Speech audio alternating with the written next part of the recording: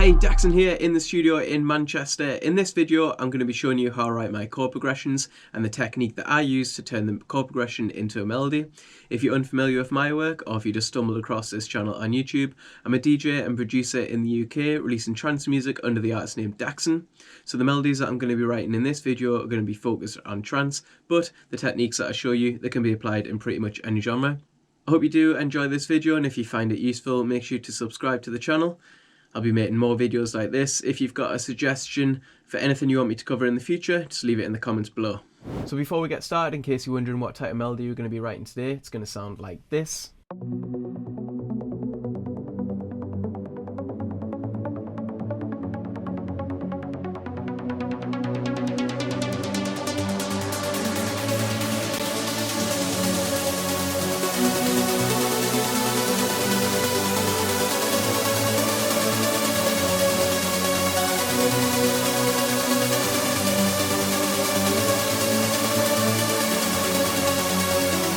So jumping straight in, I'm using Logic X here. If you're using a different DAW, then it really doesn't matter, they all work pretty similar. Also, I'm not going to be going into the sound design or synthesis in this tutorial. This is going to be solely focusing on the writing side of things, but I will talk about that in a future video.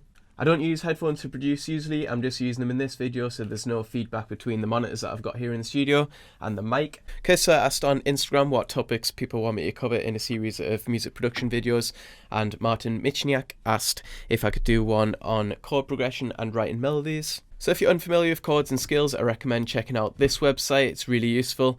It'll tell you what keys will work in certain scales. In this video, I'm going to be using F minor. So using this chart as a rough guide, we're able to see what keys will work in certain scales.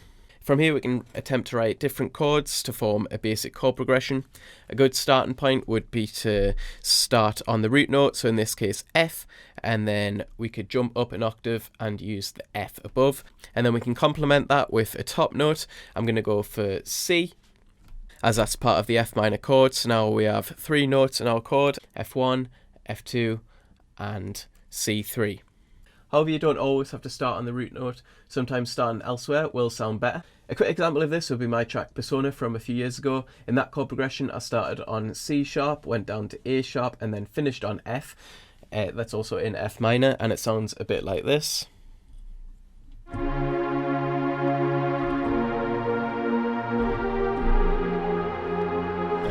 And you'll find quite a lot of tracks will use that same chord progression.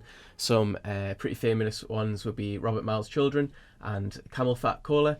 Pretty similar chord progressions there, but the top melody playing over it is different, and that's what makes a track unique. Once you have your starting chord, play about with different chords in the scale and try come up with different combinations that sound nice. It's a good idea to always be recording while you experiment with different chords.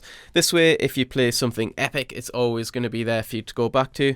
Sometimes in the moment you forget what exactly you just played. But remember, there's no real rules when it comes to making music. If it sounds good, go with it. I would say it's more important to have an idea of the type of feeling that you want your music to give out, whether that be something dark and sinister, or if you want to make a big trance banger, then obviously you want your chords to have a big uplifting feel to them. You might even want to write in a major scale, as these are generally considered to be more happier melodies, whereas minor tend to be more sad feeling melodies. I prefer to roughly play the chords, but if you don't have a MIDI keyboard, you can easily write them in the piano roll and then move the MIDI about afterwards to see what sounds right.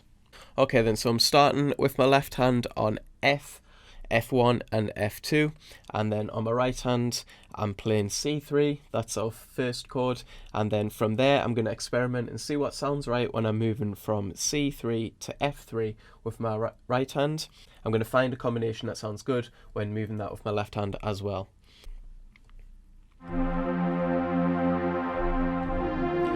So that one I'm moving to D sharp with my left hand. Doesn't sound too right, so I'm going to try going down a bit further on the keyboard. So that's on A sharp, that's sounding better. Let's try something else.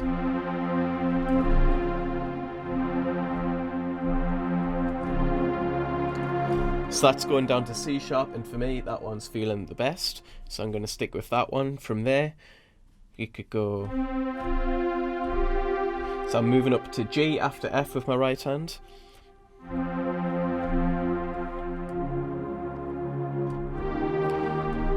and on my left hand there I'm going up to D sharp.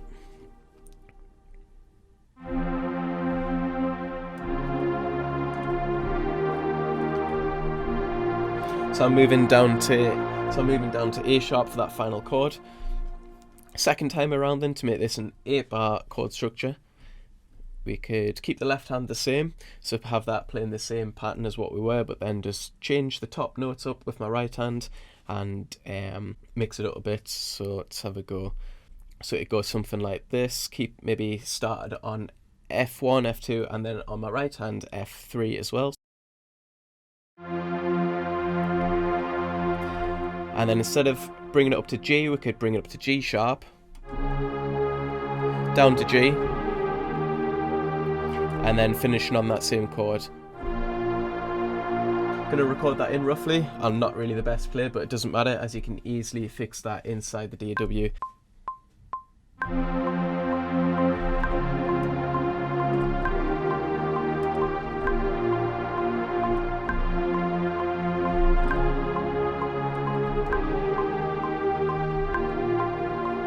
So taking a look inside, this is what the MIDI looks like. As you can see, it's all over the place, completely off the grid. So I'm going to select all them, hit Q to quantize them. It's still not snapping on the grid there, so I'm just going to fix that up. See if that's any better. Okay, so now they're all sitting on the grid. You can see at the start of each bar they're there. I want to make them all the same length, so I'm just going to select the shortest one, hit Alt Shift, and drag it out so they're all the same length there. And I'm also going to make them all the same velocity. I've got keyboard shortcuts set up so I can easily select the velocity tool. I recommend setting up your own shortcuts so you're fast and can easily select what you want when you want it. So now all I'm going to do is select all the notes, hold in Alt, drag them up, and now they're all the same velocity. So now I have our basic chord structure. There's pretty much an unlimited amount of melodies that you can write around this. So I've just copied the MIDI down, muted it, and on this lead sound I've divided all the notes up into 8th notes. But I do think this is a bit generic, not really interesting, so I'm going to have a look and see if we can make it better. So what you could do is, you could make this chord progression shorter. Move these ones over.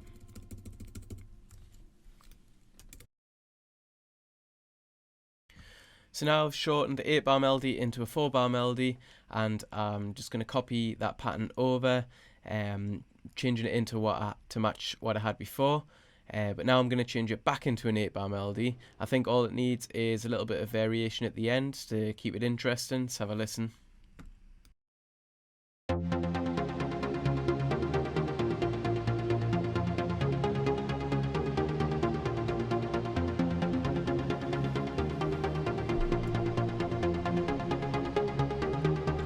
So yeah, rather than it being so repetitive, change this last bit here on.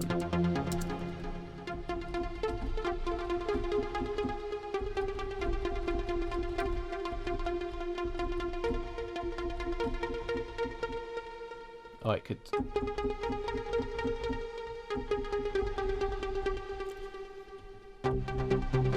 Yeah, so maybe bring these up to G sharp.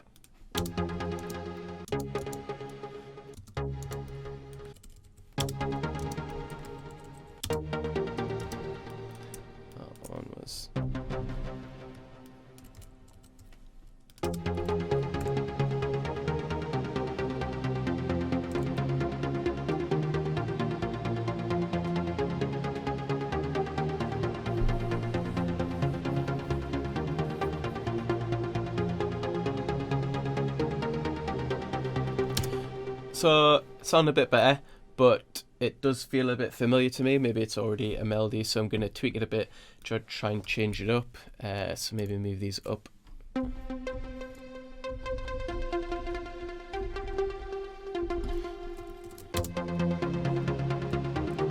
I think some variations would help as well. So something.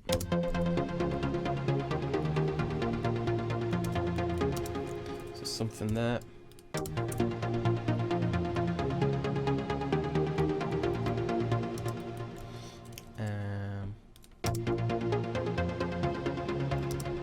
Let's copy that one and that one again like that. that. Something here as well.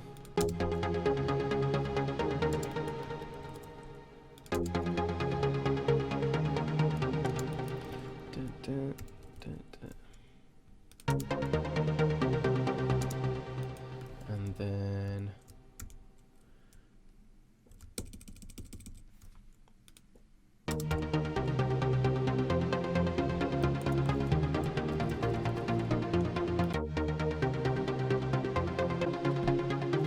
so you can even change this up a bit as well by shortening the notes, moving them across.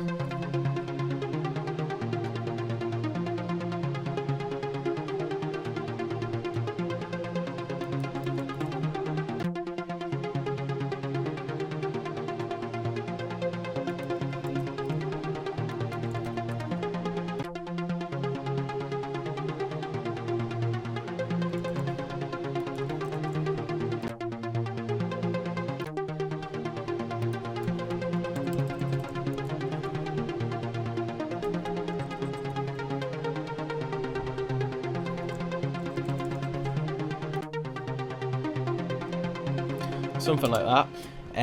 But usually what I'll do is I'll come up with a melody or a chord progression, and then it's almost like doing a remix. I'll make different variations of melodies around that chord progression.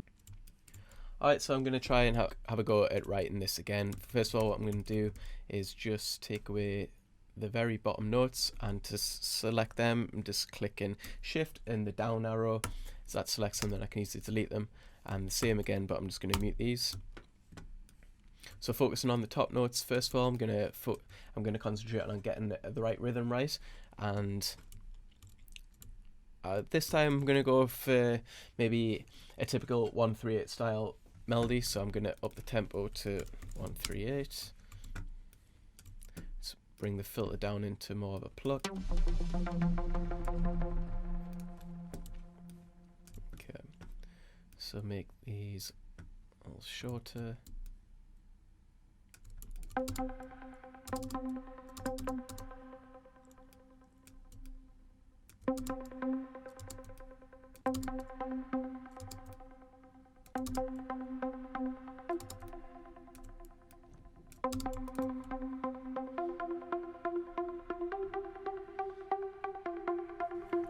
Okay, now we have our basic top note rhythm. Gonna take a look at the bottom notes, gonna make them all into 16th sized notes.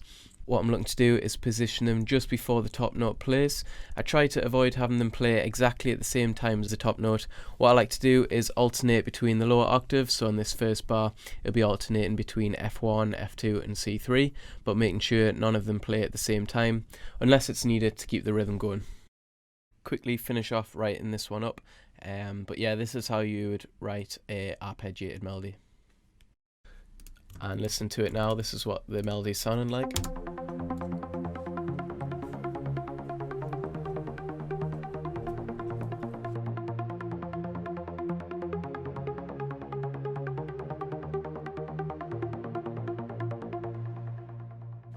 So it sounded a bit more trancey, but I do still think it's a bit generic, and the melody could be developed and just more interesting, really. So I'm gonna start tweaking notes, but usually what I'll find is when I start doing this, a different idea will pop into my head and the melody can go in a completely different direction. So again, it's a good idea to just select everything that we've got, drag it over, that way we're not gonna lose anything.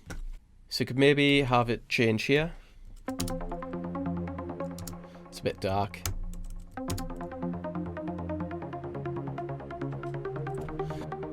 So straight away I can hear that there should be a change. So if we just move this up to G sharp, let's have a listen.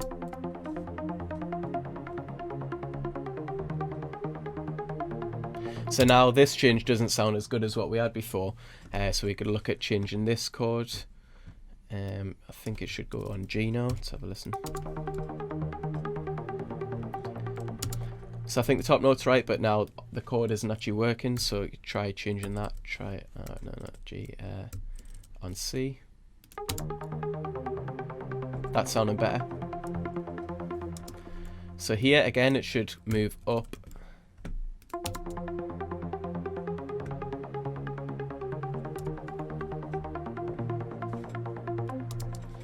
again, let's change that to C, G, try that. Just go back down to G.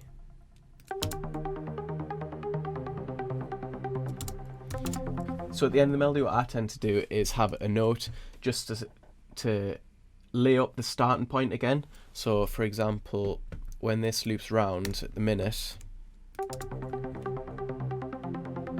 it just kind of starts, but if you add a note, maybe here, see what this sounds like. Not quite. Maybe just have it below that. There. To me, that sort of sets it up, ready to start again. And again, what I'm going to do is just loop this now, listening to it and hearing where else I could maybe add different tweaks in to make it more interesting and just make the melody better overall.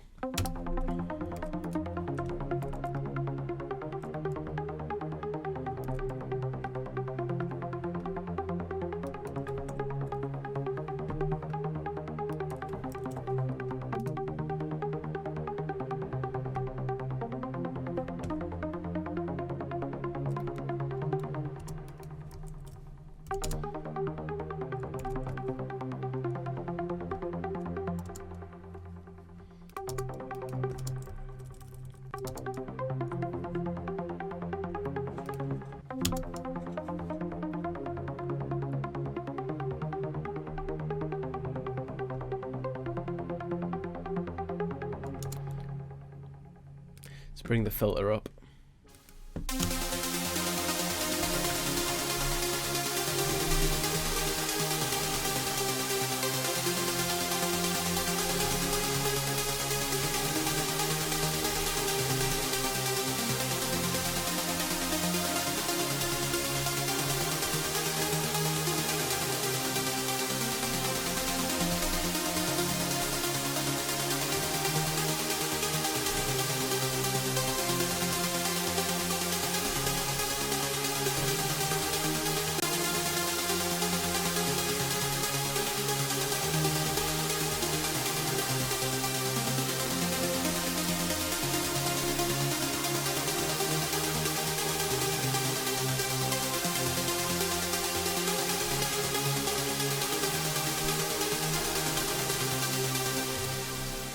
So this is starting to sound good to me now. It's possibly going to sound better in a different scale though, so I'm just going to move this up to A. Or maybe try B. That's sounding good to me. Bring it down a whole octave though.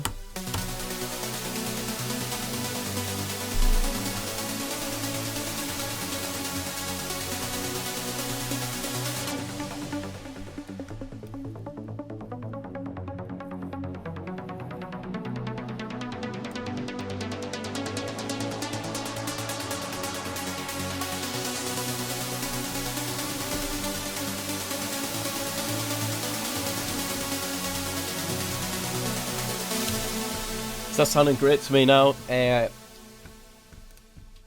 Another change that you could do, maybe to make it a bit more sinister, would be to have one of the notes playing out of key. As I said, there are no real rules, so this one could finish on that one. See what this sounds like.